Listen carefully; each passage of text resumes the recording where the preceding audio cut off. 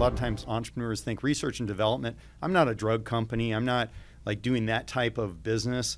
So why would it apply to me? Because don't you think that there are a lot of entrepreneurs that R&D tax credit actually applies to them, but they just don't think it does? Yeah, 100%. I mean, there's a 4-part test that you have to go through. And we've seen entrepreneurs, I mean, anyone who's in like really the health and wellness space and creating any type of proprietary product in that type of space, of course, software qualifies. Even, internal process improvement can also qualify if there's some specific kind of cases there. So yeah, I totally agree. I've even seen where someone will take an off-the-shelf software program and customize it to the level where it actually qualifies for research and development.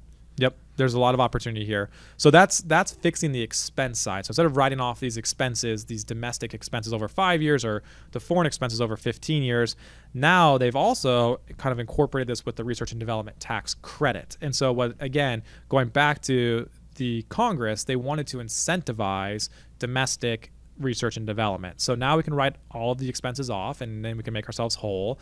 But now you can also layer in tax credit on top of the deduction. So talk through that and why that's so important, because this is why, I think to your point, if you're an entrepreneur, you actually want to go find qualifying research expenditures or QREs, because not only can you write those off for tax purposes, you can also get a credit for those activities too. So get a full deduction plus a dollar for dollar credit up to a certain amount. Yeah, and the key is getting that credit. So being able to expense those expenses as you would like to, but also getting a credit for those expenses, that's where you're getting like double bang for the buck. Yeah. And that depends on a lot of factors, but typically I would say, what would you say for a range? Maybe 7 to 10% would be a good range federally of your QREs that you would get a credit on? I think that's where it nets out, especially after you pay the experts who actually do the analysis and do all the substantiation for you, because a credit is technically 20% of the growth of the benchmark, but really you kind of can divide that by 2 because you have to go above hurdles. So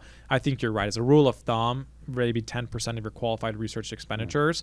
So using the same example, if you have $5 million of W-2 getting paid to your engineering staff times 10%, that could be a $500,000 credit. Yeah. Dollar for dollar tax credit. Hey, I owe $1 million of taxes. Now I owe $500,000 of taxes. That could be a massive swing. Your state can help you too. Yeah. Because some states have really beneficial R&D tax credit, and that can help you depending on your state and how much you're paying in state taxes. So don't also remember to look at that with your accountant or whoever's helping you with this. And in startups as well, if you can't use it to offset federal income taxes, you can use it to offset your self-employment taxes or payroll taxes. And so it's actually really big in the startup space.